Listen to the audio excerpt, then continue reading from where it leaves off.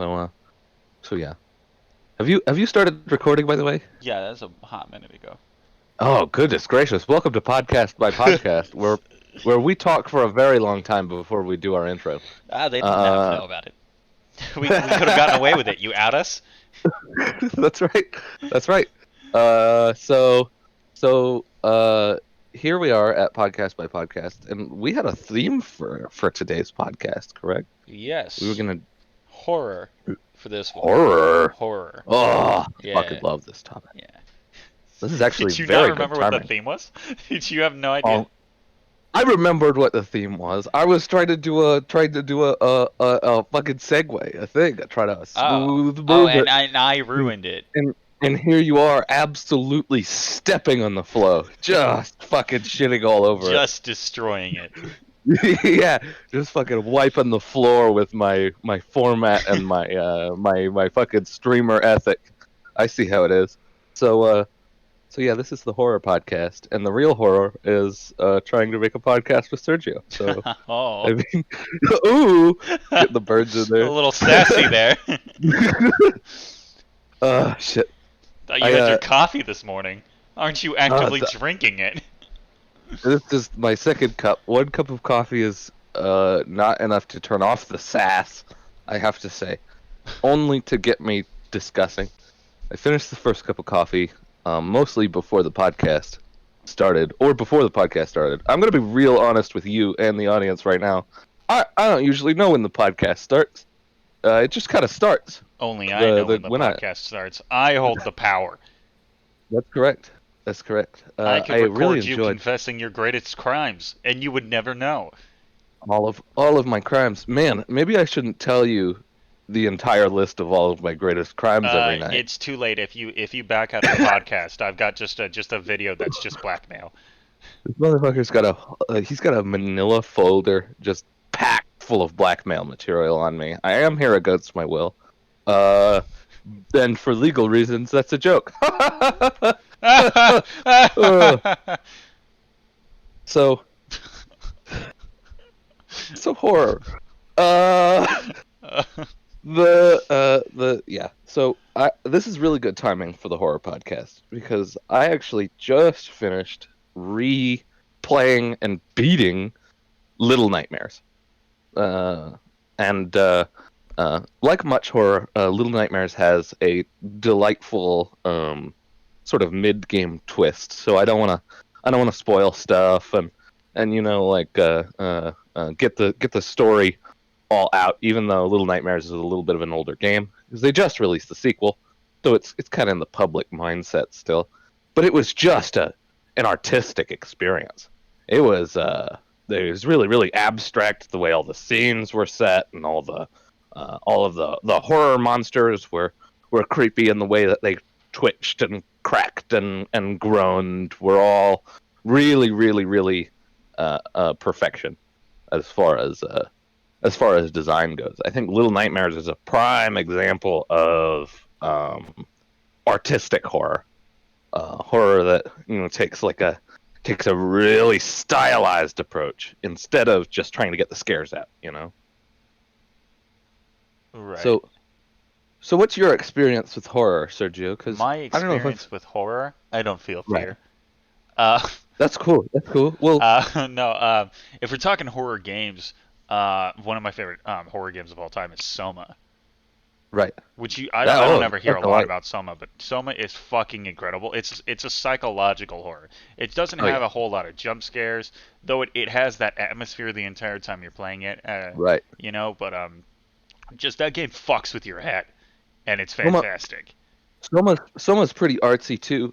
It takes a really delightful stab at philosophy horror that cover a lot of my favorite philosophical questions to ponder in a really really creepy, Yeah, yeah. like What is humanity? oppressive way.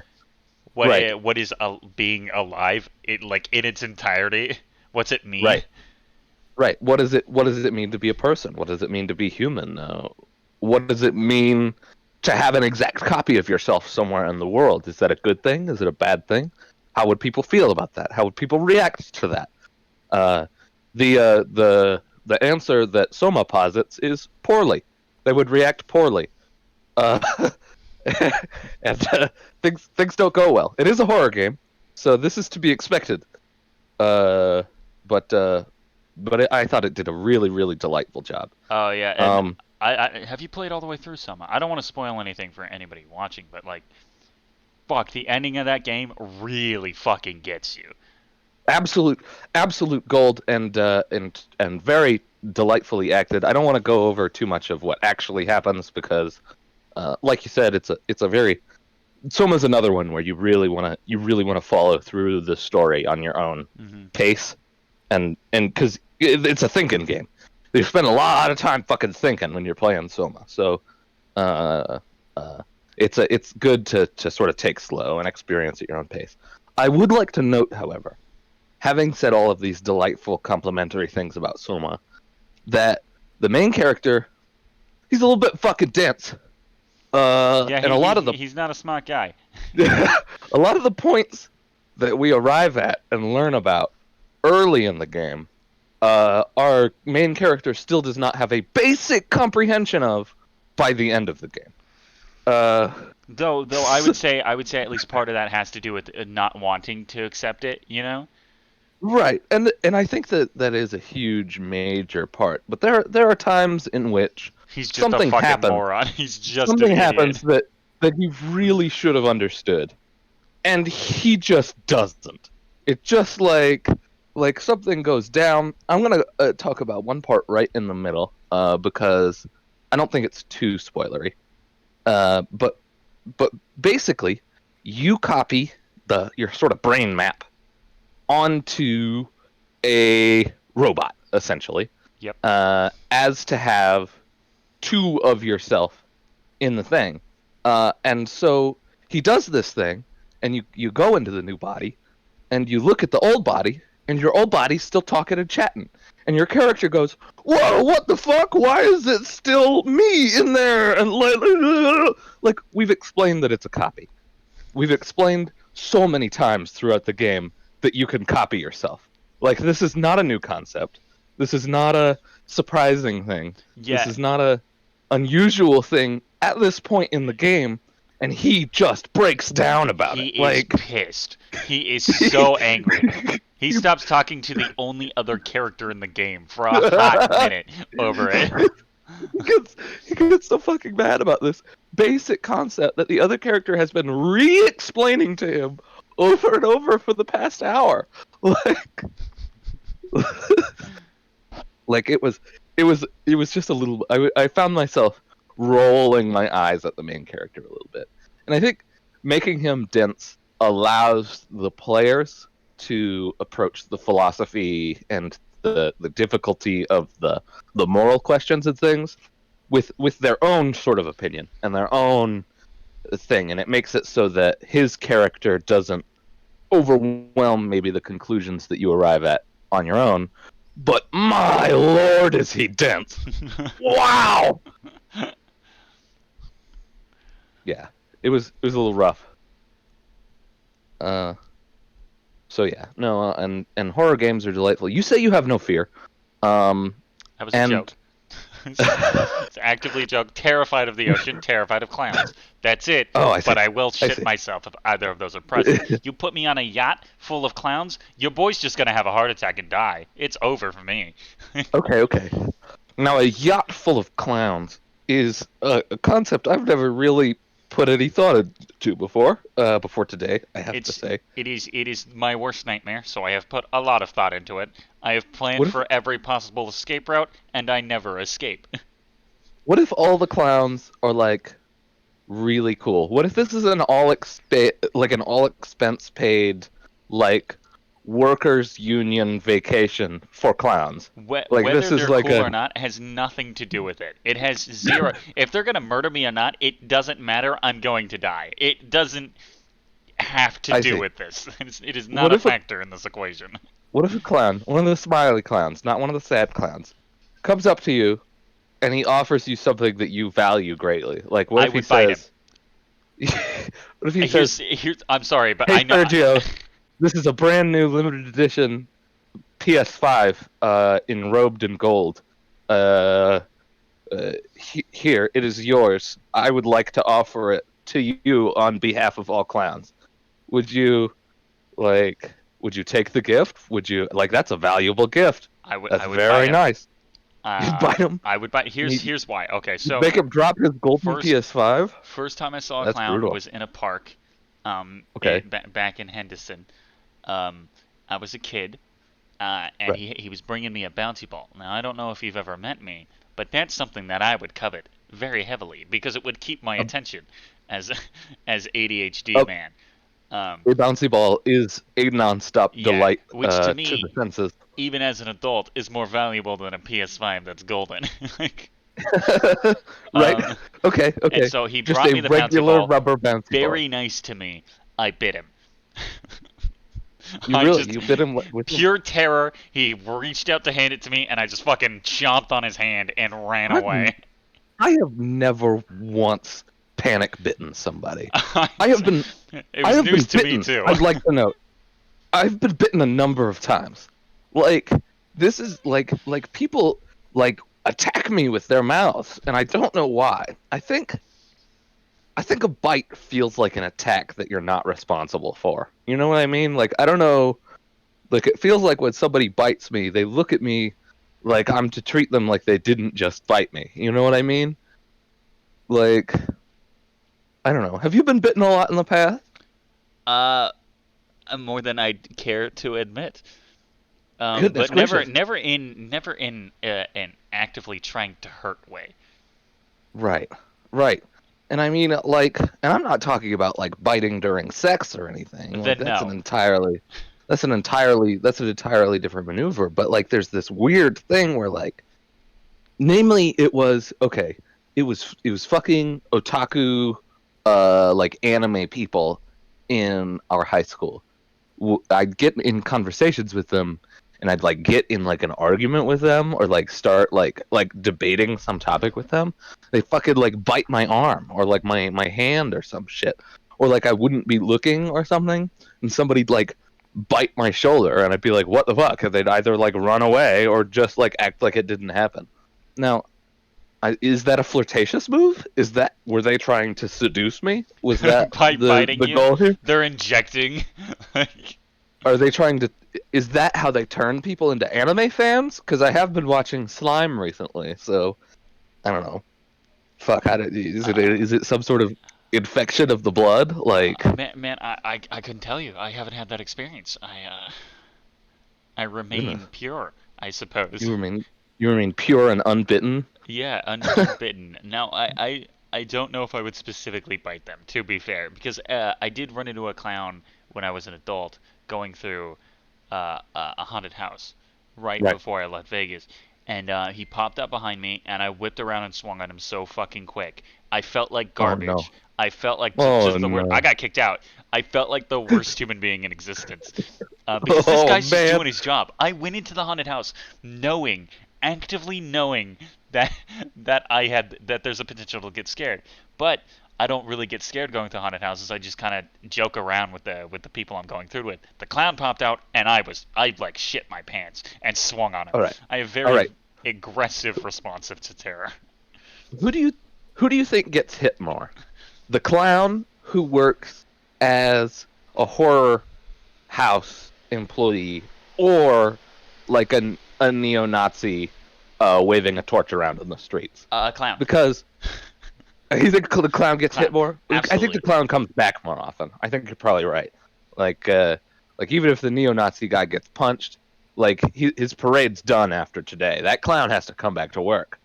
Like he's gotta come clock in again at the horror mansion where people's tensions are high. I've never been kicked out of a horror house. That is frankly kind of impressive. Could you imagine being the scariest thing in a horror mansion? That's fucking awesome. I mean, yeah, you probably shouldn't have hit that guy, but I think you won. I think you won the horror house. You think I won? I was the terror. I scared the people actively trying to scare me. That's right. I was just... You were a danger and a threat, and that means you're the most horror object around? Like, no, I felt like trash. I was just profusely apologizing, and the guy was like, Oh, "It's fine, but we gotta ask you to leave." And I was like, "That's understandable. I'm going. That's my bad, dude. I'm so sorry." this is fair, okay, bye. You know what, it probably isn't even the first time this has happened to the guy. Oh Like, no, I doubt it. Well, because he's like, popping up behind people, you know? Right, right, right. No, it's that surprise. It's that close range, like visceral fight or flight. And Sergio, the fact of the matter is, you and I tend towards fight way more than we do flight. Yeah, probably should. We shouldn't do that, but it's a reaction, so. It's look. By the time that's happened, it's all hindbrain. It's not like we're like planning to kick people's asses. It happens. Oh goodness. So how about Here you, comes Adam? the What are you special. afraid of? What am I afraid of? What are you afraid of? I'm. Also, okay, so I have very, very little fear when it comes to physical forces. Actual things in the world don't scare me. So, like you're saying, like clowns ain't shit, and spiders and fucking all of your creepy, scary things that could like attack you in the world. They don't bother me, and I actually have a very huge amount of calm when it comes to physical threat conversations. And I don't have very much regard for my own well-being. So if something threatening appears, I'm like, if I'm gonna die now, I'm taking it with me. Like I'm not gonna die alone here. That You really know, sounds like you made it sound like it's a Pokemon coming out of a bush. If something threatening appears. Yeah. The Pokemon music starts playing, the battle music just starts playing, and if a fucking fully grown Charizard, big old dragon motherfucker, leaps out of the bushes and attacks me with his flame and his claws, like, I'm not gonna be afraid. I'm gonna kill that Charizard. And I know you're not supposed to kill Pokemon, but I don't have any Pokeballs. I'm not like a trainer. That's just a wild animal attacking me. So I gotta defend myself. And that's just it's a logical thing. But the things that I get afraid of, the things that really disturb me deep to my core, is social situations where I can't win. So like any situation in which I say something wrong and it makes everyone in the room uncomfortable and I can't dig myself out of the hole. Like that's a terrifying situation for me. can you give me an example of that? Okay.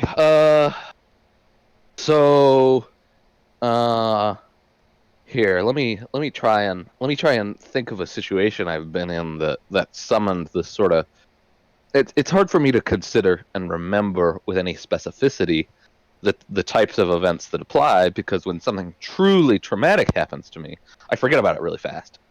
And that's probably not a good coping mechanism, but it's there.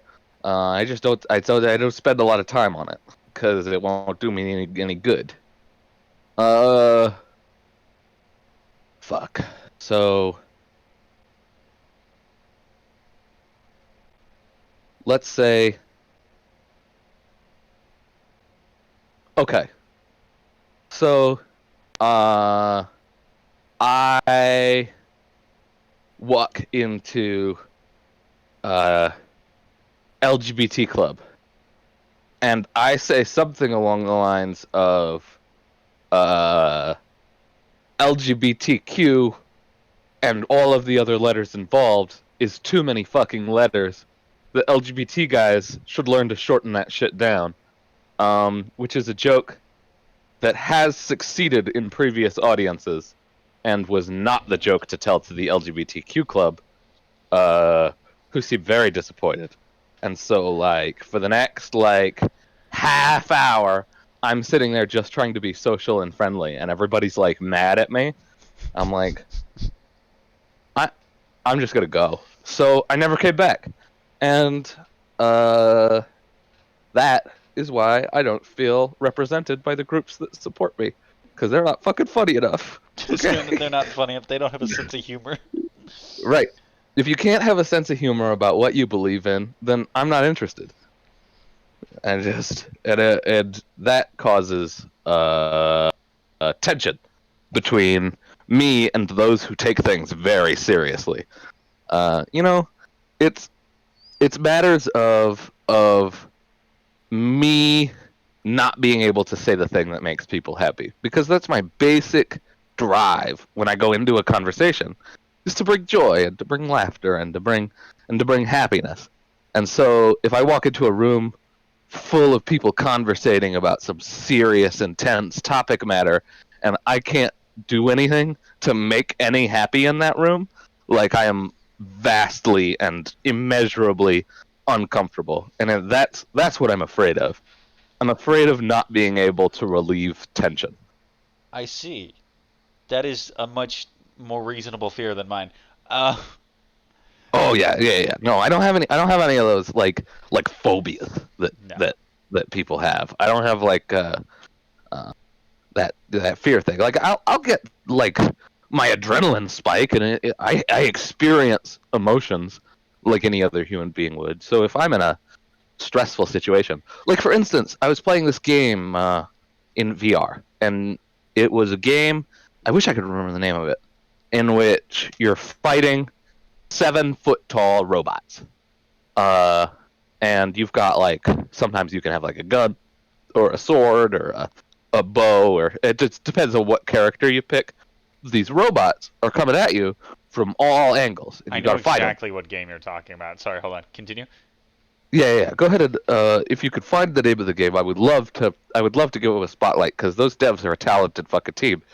But I'm 5'6", and so what that means is that all of those robots had a foot and a half on me, like every last one of them. So I'm being approached on all sides by towering, impenetrable beasts that don't slow down when you shoot them, I'd like to note. Uh, and just desperately trying to figure out the controls of this game. It gets less scary once you're good at it. Once how to operate your shit, and how to keep your distance, and how to dodge the attacks right and shit. But I was at a point in which I was not skilled enough. I was dropping clips and guns and shit on the floor, and there are 7 foot tall robots slowly progressing towards me from all sides, ready to beat me to death with their hands. That was a frightening situation. I was uncomfortable. I was afraid, but it's not like I'm afraid of robots. I actually love robots and androids and those things, and I have a great favor towards them. But it was just that situation provided a huge amount of stress for me, because they were so big, and like, I would not win a fist fight with a 7 foot tall steel monstrosity. That's just a fact. So, yeah. Have you found the game?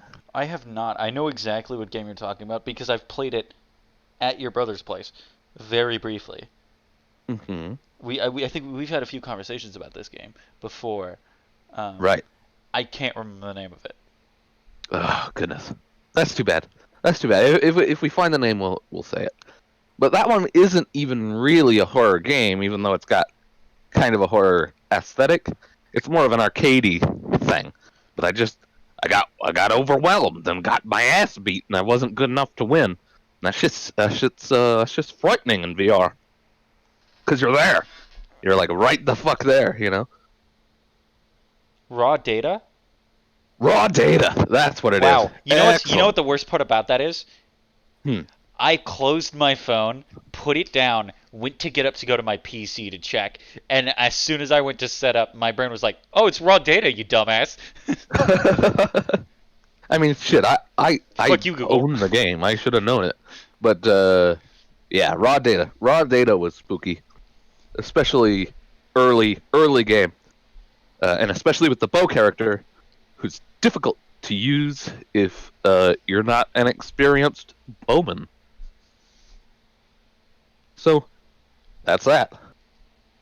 Yeah, I know. Uh, I love VR horror games. I'll be honest. Um, oh yeah. you're Oh you're yeah. not very afraid of things, so it's fun to have you and also our friend Dylan on either side of me while I'm playing and streaming it to you guys, because one of you is a fucking coward, and it's fantastic. He's telling me to hide and run away from everything. and, and you're just like, fucking fight the ghost, which you're not allowed to do in the game. No. No, I'm actively telling you to run at every threat that appears. And Dylan's actively telling you to run away and hide from every threat that appears. So, with all of the non-dangerous threats, I'm the one in the right. And for all the dangerous threats, he is. And so it's nice to have that it's nice to have that balance, you know? We're like your council of panicked advisors. We're like you're in charge of the kingdom, and we are screaming in each ear about how the other one is completely wrong. Which is always fun. Another reason I like streaming those games too is just because I don't know what it is about VR horror games specifically. I cannot hold on to objects in the games. No, you can't. I drop things constantly. And so, holding a cross in the Exorcist Legion and at a ghost, like actively at a ghost to defend myself, and I'll just drop it on the floor right there, and everybody just starts screaming at me. Yeah, it is fascinating in a VR horror game. So you've got the weapon in your hand. You need to defeat the VR horror monster. The horror monster whips around the corner, and you fucking drop the weapon that you need to use against him, and have to fish it up off the floor. But like, if we're playing like a VR multiplayer shooter or something, and I whip around a corner with a gun to your head, you never drop your gun. You pretty consistently shoot the fuck out of me. I did. And so it's just a really interesting contrast between the types of games and your ability to hold objects. I think it's the games know I'm playing, and so it's a glitch. It's not that I'm bad at the games and scared at all. No, it couldn't be that. Clearly wrong. They're trying to handicap you. Yeah. Yeah, that's why when you're about to stick the key on the door, they knock the key out of your hand. Oh my god, I'm the guy who dies in a regular fucking horror movie. Like, you are running to the car, like they're jiggling the key in the like car door, they drop the keys, and then they pick it up, the guy's already there, you're dead. That's me, I'm the one who dies from that. Oh my goodness. Did you watch Zombieland? I've never seen Zombieland. So Zombieland is a horror comedy. And it's a delightful experience. It has that actor, the main actor, Jesse Eisenberg. I don't like Jesse Eisenberg usually in the roles that he plays. He's a fine enough actor, but he plays that one neurotic character in a really special way. And so when they cast him right, he could be really, really good for a role. And he was golden in Zombieland. He was playing the awkward dork kid, and he's made this list of rules in his head. And as long as he abides by all of his rules, he could survive the zombies. And so there's this scene right at the start where he's explaining to us that one of his first rules is cardio, and to always keep your running and keep yourself fit. Because the overweight and the weak people aren't going to be able to escape fast as zombies. And so, as he's explaining this, a zombie chases him out of the bathroom that he was just using, and he goes to go get in his car, and he pulls out his keys, and he runs over to his car, and he starts unlocking the car and drops the keys. And the zombie's closing in on him, and instead of bending over and grabbing the keys and getting caught, he turns, sees the zombie, and takes off and just starts running. And he runs in this big, huge circle so that the zombie is like following him in this great big long, and he gets some fucking headway on the zombie first, circles back around to the car, picks up the keys, unlocks it, gets in, drives away. And like it's just this. It was thoughtful. I thought it was a nice scene. It was a good explanation of how he was using the tools at his disposal, using the fact that zombies aren't the smartest. I thought it was delightful. I think Zombieland was a great experience. It was a fucking hysterical movie. So it's not watch Zombieland. Watch Zombieland. Oh yeah, watch Zombieland. And if you like Zombieland, watch Zombieland 2 because it was just as good, if not better. Wow, that's for a sequel, really. For a sequel. For a sequel. That's impressive. Absolutely, absolutely astounding. It's yeah. I mean, Bill Murray is in the first movie. You know, from motherfucking Ghostbusters. Yep. And Groundhog Day. Oh, I can't remember what the name of the actor the cowboy hat was, but he was fucking awesome. Oh, Woody Harrelson.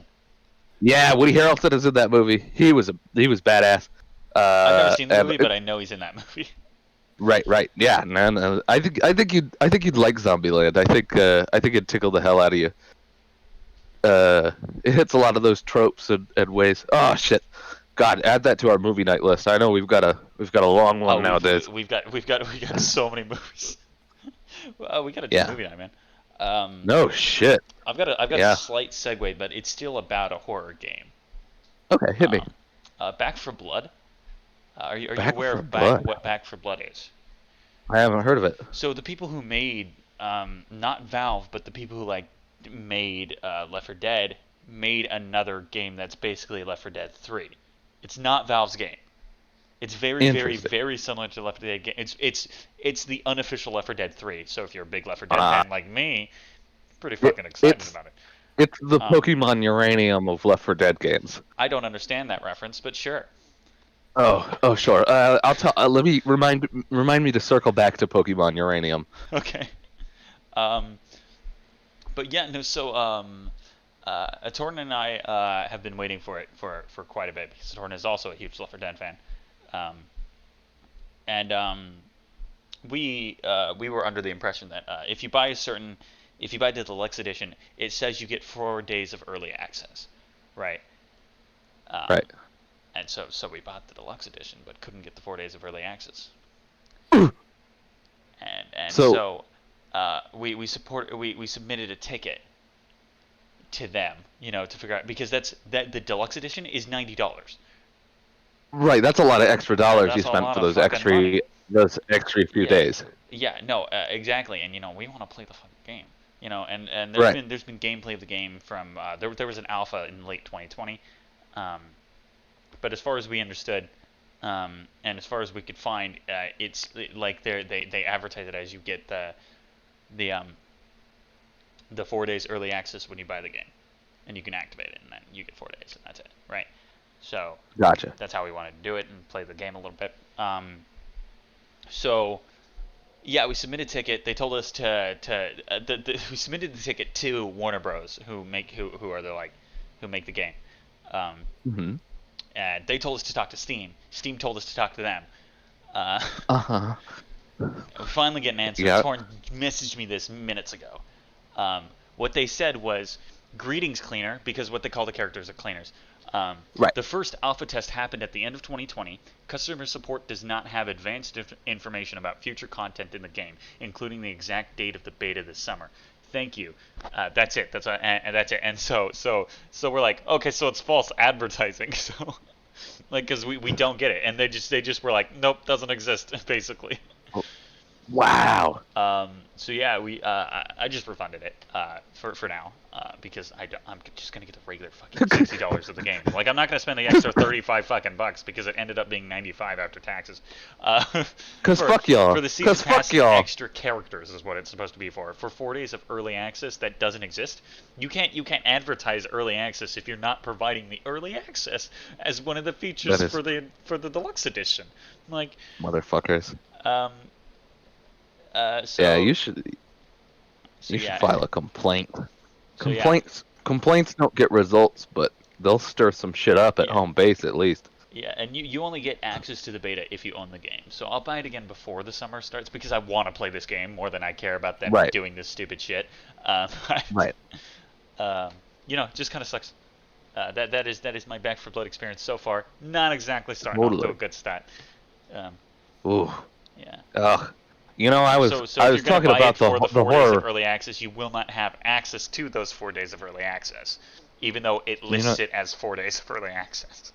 Be careful. Don't get fucked by the game companies. I was when I proposed horror as the podcast topic for this week, I had assumed we would be talking about the horror within games. But really, really, the horror is already outside in the real world with us. And I think that's a beautiful transition for me to explain what Pokemon Uranium is to you. Right. Okay. So Pokemon Uranium was a Pokemon fan project. So a couple Pokemon games ago, they had a group of fans who were so fucking jazzed about Pokemon that they made their own informal Pokemon fan game. They explained that the Pokemon characters belonged to the Nintendo company, and they explained that this was a fan creation, whatever, on the game and whatever. And it was this big, huge. It was a full-sized Pokemon game. They invented a huge number of their own Pokemon. They added a whole new type that interacted with things different. It was like a radioactive type. And the whole game, it was really, really, really fucking cool. So cool, in fact, that Nintendo filed a cease and desist order and they had to take it down. Come on, you don't need the money. Isn't that protected under fair use? Is that not protected under fair use, right? Because they're giving the credit to the owners. Yeah. I mean, I guess if they won the lawsuit, then yeah, whatever. I mean, that's shitty, but whatever. I guess that kind of it would be similar to the Friday the 13th game. You know, what happened with that? I did not hear what happened with that. You don't know what happened with that? There was somebody who worked on the original film of Friday the 13th, the first movie, and the developers and all that of the Friday the 13th games had approval from so many fucking people, and they had the rights to everything. But one guy just basically sued for the rights and won because he worked on the first film, and made them stop producing the game. Brutal. What the fuck? For no reason. For virtually no reason. It didn't right. He could have done it and then be like, "Hey, just give me some money from the game." And they could have continued making the game, but he wanted them to stop completely. What a shit show. Dick move. That's so frustrating. So that's why Friday the 13th was abandoned, the game. I see. I hadn't heard of that until now. That Pokemon Uranium game, after it got torn off the internet, the guy who made the game said, "So sorry, we won't be able to have the download links anymore." But basically, with a wink and a nod, said, "If you can find pirate copies online, though, it's still available for a few sources. I know that for a fact." You know, like it was like the, hey, don't commit any crimes, but this is totally available to still get other places. You know, like yeah, it was like right. You can't steal from me, but the guy next to me might not be paying attention. Right, exactly. And so I felt really proud for a while because I had a copy of Pokemon Uranium on my laptop for a long time. And here's the thing, Sergio, I don't like Pokemon games that much. It's not a personal vendetta. I love Pokemon. I love the world. I love the idea of it. I'm really shitty at the turn-based combat, and when it comes to the single-player experience, it's very grindy. You got to get your boys leveled so that they could get more powerful, so that you could get them leveled again, so that you could get them more powerful, so that you could get them leveled again. And it's just that that grind rotation. And it doesn't appeal to me as a game format so much. But I had Pokemon Uranium, maybe 15 minutes played in it, and it was like my favorite game because it was being destroyed by Big Papa Nintendo for no reason. It wasn't like a for-profit. I didn't buy this game. I just got it. I just downloaded it. Like, they really had no reason to shut the whole shit down. I hope they hired the fucker. I hope they sent him a cease and desist, and then they sent him like a request for interview. You know what I mean? Right. Yeah, like GTA did, kind of, where they because GTA has historically had obnoxiously long load times. Some guy on Reddit figured out the problem, and rather than sue him for anything, they paid him and implemented it. That's good. Fixed the load times. That's what's up. Right. That's what's up. But Nintendo was just like, fuck you. That's it, and that's what Nintendo did. There was a guy who lost his shit way back when he was a Minecraft modder. So he was making modifications for Minecraft. And I'd like to preface this story with, if you're making mods for a game, right? And somebody implements what you modded in, that would be complimentary to you, right? Like, that's like I made content so good, the devs wanted to use it. That shouldn't feel like stealing, right? But this motherfucker, he had I wish I could remember the name of the mod, but it was basically a potion brewing mod. And this was before potions were added to the game. And it does all sorts of alchemy stuff where you brew stuff and put stuff together, and it was a really, really huge diverse mod with a lot of stuff you could do with it. And then Minecraft added brewing stands and potions, which were way, way, way, way simpler than what that guy did.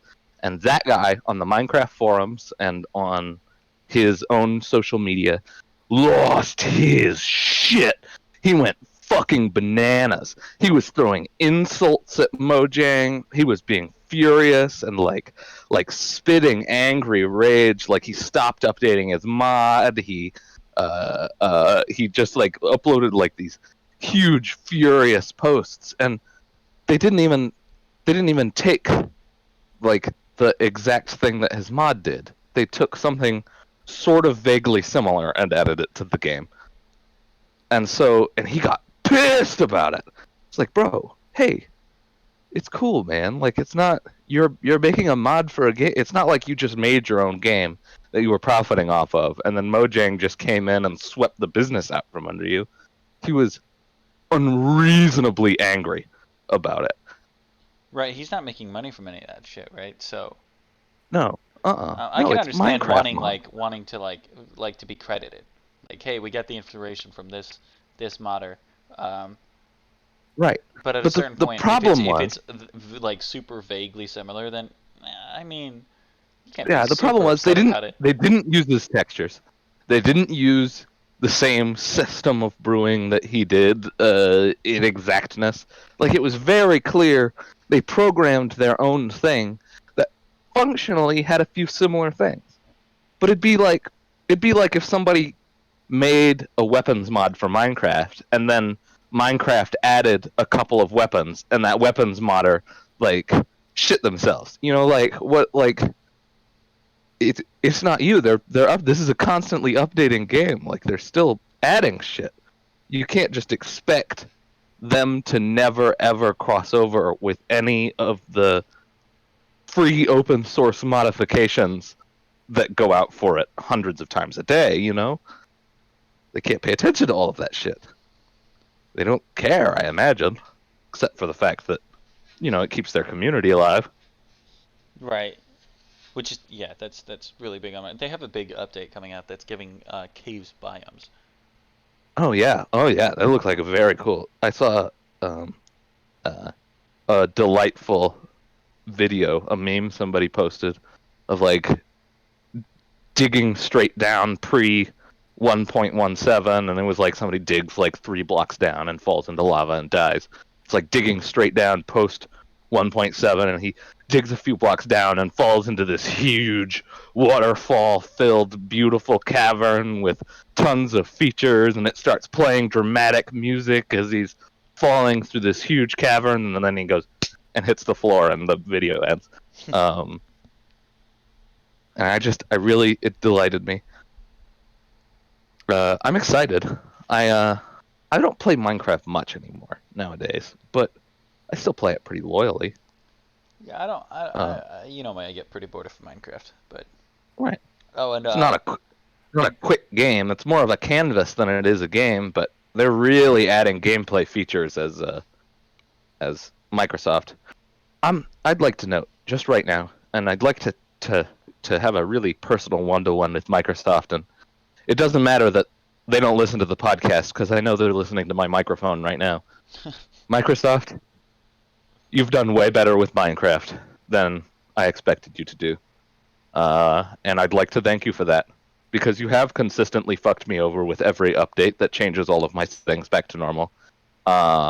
And purchased my favorite medium for discussing things, which gives me great amounts of fear. But Minecraft, you're doing okay with Minecraft. Minecraft is fun. It's doing good. Keep up the good work. Everything else, fuck you, and all of your friends. But you did okay on Minecraft. Thanks, Microsoft. I hate Microsoft. I refuse to thank them for the one good thing they've done. Sidebar to what we were talking about for the Friday the 13th game. The issue is the original director is fighting with the guy who's directed a bunch of the other movies for the rights to Jason Voorhees. So the game can't continue. No movies can be made. Nothing else can be made while the lawsuit's going on. Because the lawsuit originally was ruled in for the other guy. He's like something Miller. Was ruled for Miller, and then Sean Cunningham, I think is his name, the original who made the original movie, appealed it. So it's just in this fucking long legal battle. Right. That's what's going on for that. Right. Well, and he wants to make sure that the new guy loses as much money as possible before he can get the rights, so that he can, fucking have more power and clout when the legal battle arrives. Ah, man, that whole legal battle situation sucks balls, but I get it. Jason is such a huge property. I mean, like he's he's probably the most well-known like horror slasher figure, right? Oh yeah. I mean, like you always see him standing right next there, right next to fucking, Michael, and the Scream guy and the Scream. Oh, Ghostface and Freddy. Yeah, Ghostface and Freddy and all of those, ancient horror movie all-stars. They're absolute gold mines when it comes to media and property value, and I mean, shit, toy sales, like. They are insanely valuable properties. So trying to get your hands on one is something that makes sense to me. Even though it sucks that it's fucking over all of the fans who actually like the character just for the stories and the character, Yeah, I think it's a dumb battle. Like, it's just dumb. It's just fucking stupid. Like, I got you. Yeah. The fucking something, man. I would like to touch on one more piece of horror, and that is the Evil Dead series. Oh, what a delight! Fucking gold, just a golden thing right there. Ash Williams, Bruce Campbell, just incredible. Bruce Campbell manages to do something that is absolutely unique. Bruce Campbell plays a character who is both overtly racist and sexist, and still likable. Yeah. Now, the impossibility of that tremendous task is something I think that only Bruce Campbell could have nailed.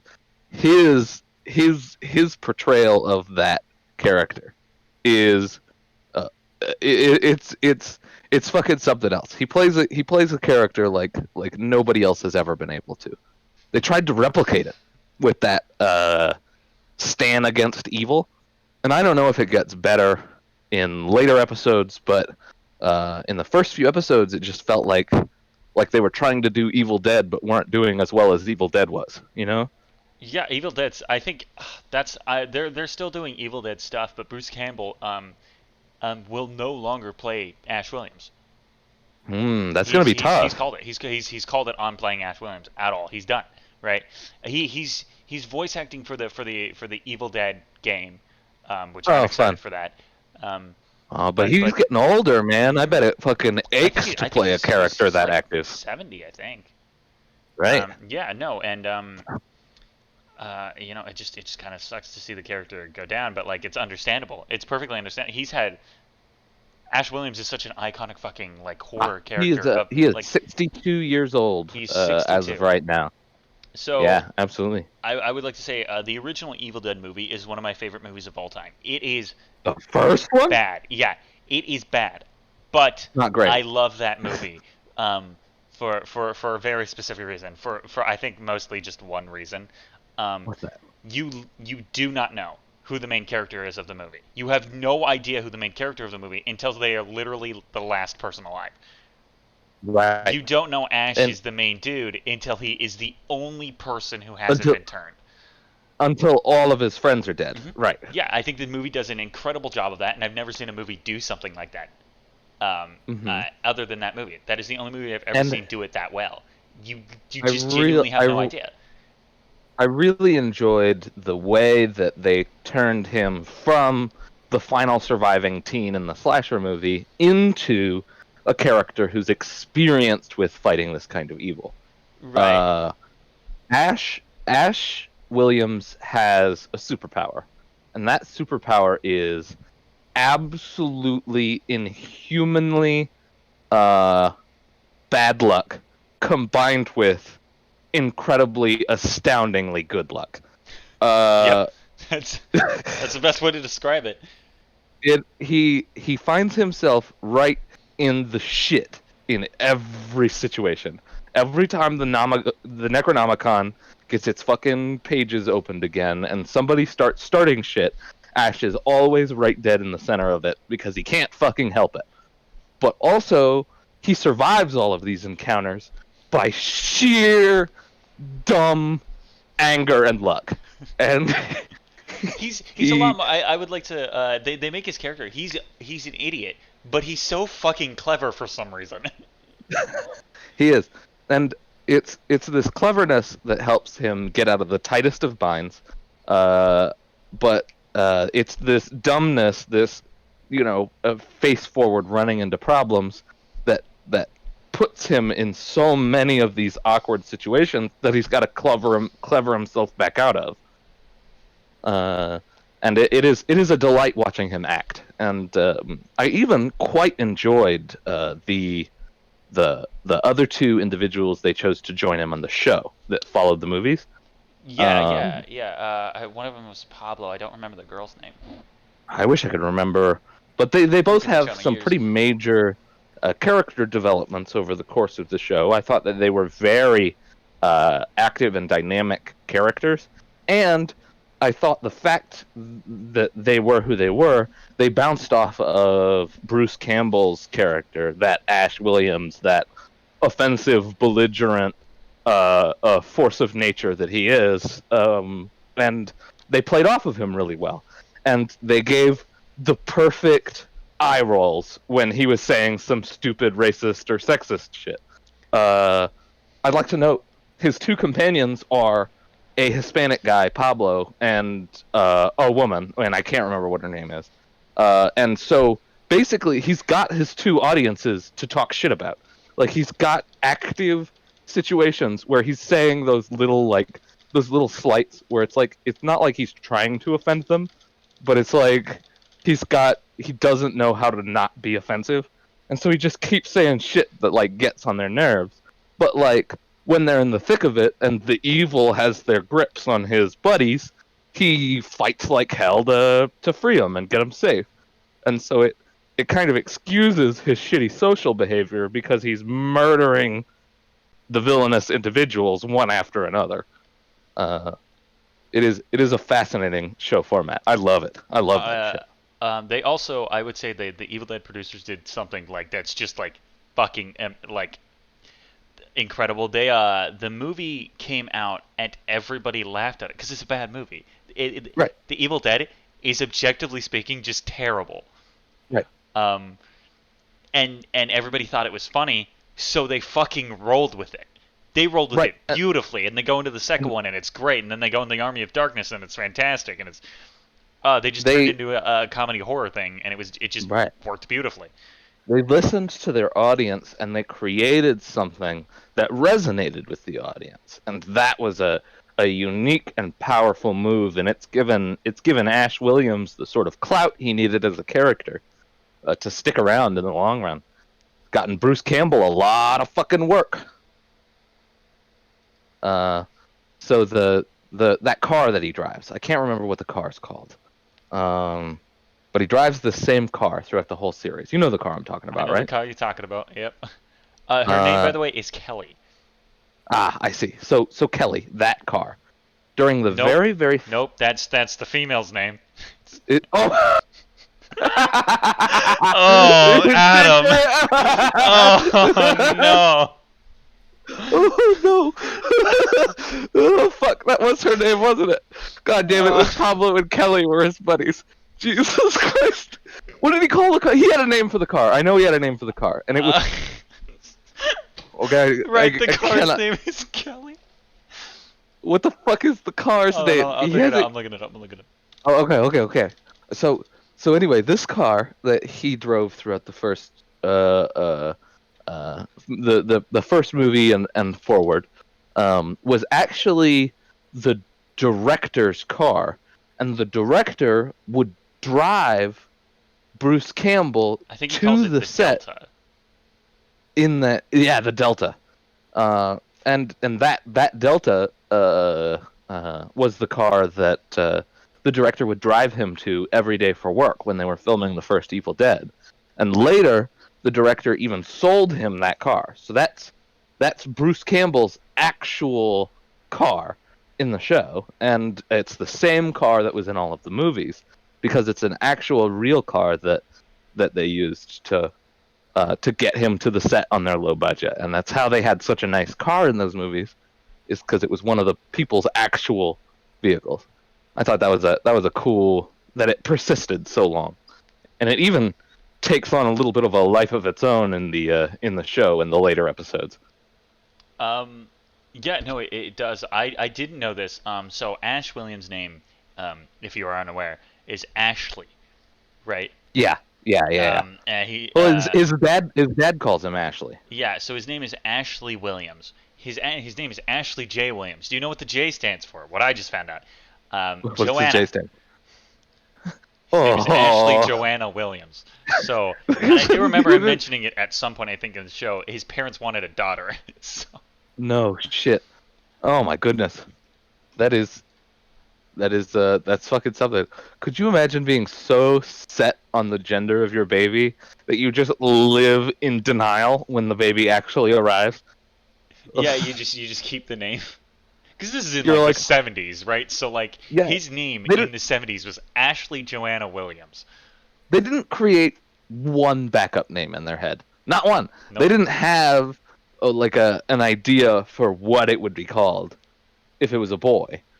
And they just thought, oh, fuck it. We'll just give him both girl names and have him deal with that for the rest of his life. That'll be cool. Yeah. Have you heard A Boy Named Sue by Johnny Cash? No, I have not.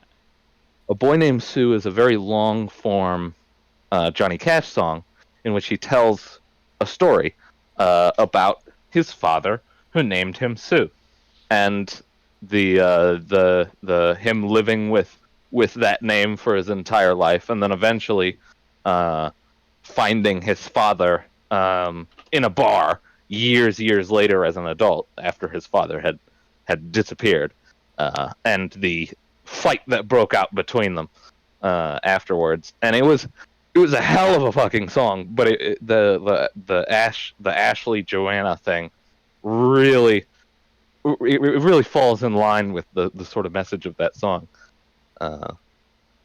which is don't name your boy a fucking girl name because they're gonna get bullied. unless you're Ash Williams. Unless you're I don't know. Oh, because then you just chainsaw Boomstick. You're good to go. What are they gonna do? You gonna argue with a man who has a fucking chainsaw arm? I wouldn't. I feel like the reason that Ash became the survivor badass he is today is because of how much he got bullied. You know, I feel like this man's got bullied until he was made of stone. You know, like I feel like Ash got so bullied that he became a badass. That's what I think. It turned him into just a badass. It just turned him into a badass. Yeah. Every Deadite he kills in the entire show is him working out all of the rage of Bully's past. You know, like the man doesn't like a fucking bully. He doesn't. Now I'm gonna go back to watching Ash vs. the Evil Dead. Fuck. Too many shows I need to watch, and my brain is gonna only want to watch this one. Did you know that there is an Ash vs. the Evil Dead musical? I did not. Is he in it?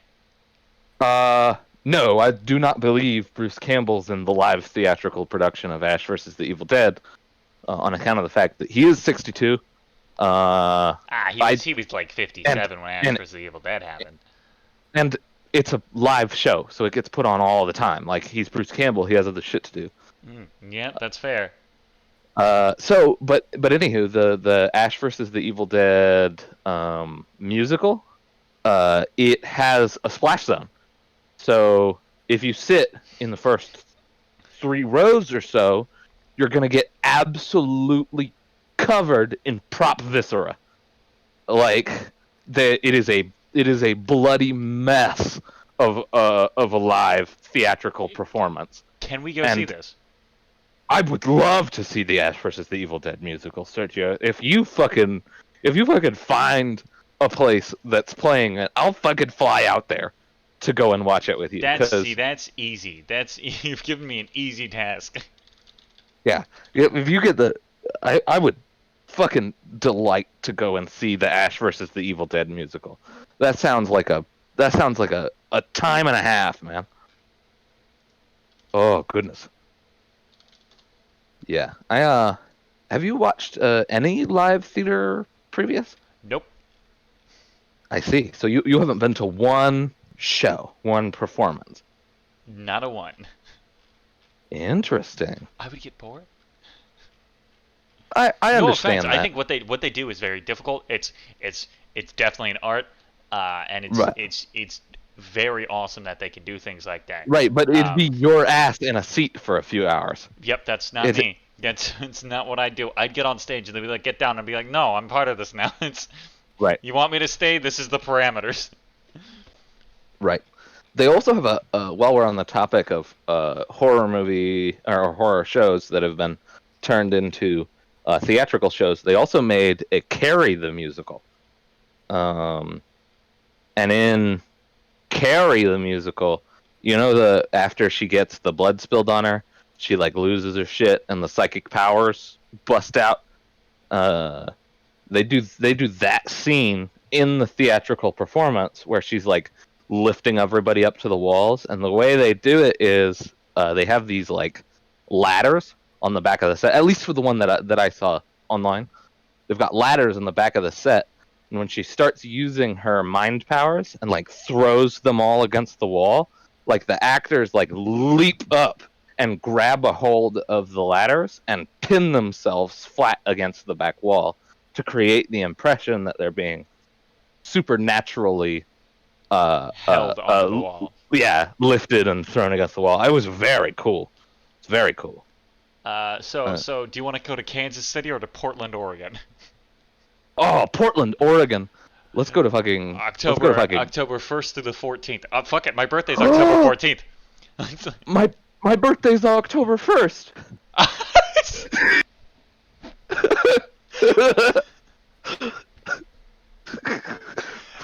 We hit these. We perfectly hit this mark. It's fucking destiny, Dude, Sergio. It has to happen. We've got to go. Oh, fuck. Let me bust out my calendar. Shit. God. Damn. Tickets on sale soon. Oh, we're gonna have to get tickets for the fucking Ash vs. the Evil Dead musical in October. That's fucking crazy. It's the 1st through the 14th. Your birthday through to mine. Perfectly. What are the odds of that? That's incredible. What an astounding series of show dates. Wow. That's incredible. That is absolutely incredible. I would be delighted, Sergio. I would be delighted on our birthday weeks to go and fucking enjoy the Ash vs. the Evil Dead musical with you. Holy shit. Sergio, like I think that's a good place to end. I think so too. We end on a shocker. I think that absolute beautiful coincidence is a really good summary of what this show is. It's just the stupid fucking coincidences that all just roll together into one perfect delivery. And I think that's Fuck You Podcast by Podcast.